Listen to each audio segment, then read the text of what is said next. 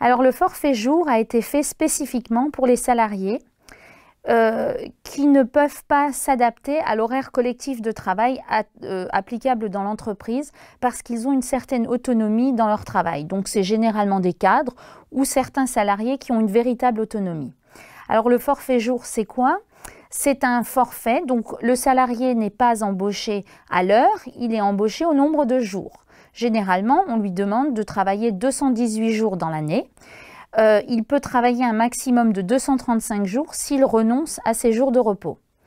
Donc l'intérêt pour l'employeur, c'est qu'il n'a pas besoin de payer d'heures supplémentaires parce que c'est par journée de travail qu'il paye le salarié et les horaires de travail quotidiens et hebdomadaires ne sont pas applicables à ce salarié. La contrepartie, parce que bien évidemment, on ne peut pas demander à un salarié sous prétexte qu'il est au forfait jour de travailler 12 heures dans une journée et de revenir travailler le lendemain 12 heures et d'en faire un esclave entre guillemets. Donc il faut quand même que le travail qui lui est proposé soit qu'il ait la possibilité de le réaliser dans les délais qui lui sont impartis. L'intérêt pour le salarié, eh bien, c'est qu'il a un salaire un peu plus élevé que s'il était payé à l'heure, parce que ça comprend un certain nombre d'heures faites dans la journée.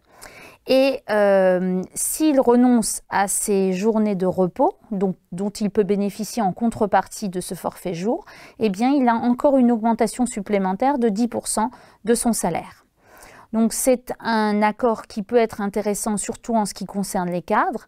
Par contre, il faut l'accord du salarié et il faut que les parties conviennent d'un contrat écrit, bien évidemment, prévoyant le nombre de jours compris dans ce forfait et la rémunération du salarié en contrepartie de ce forfait.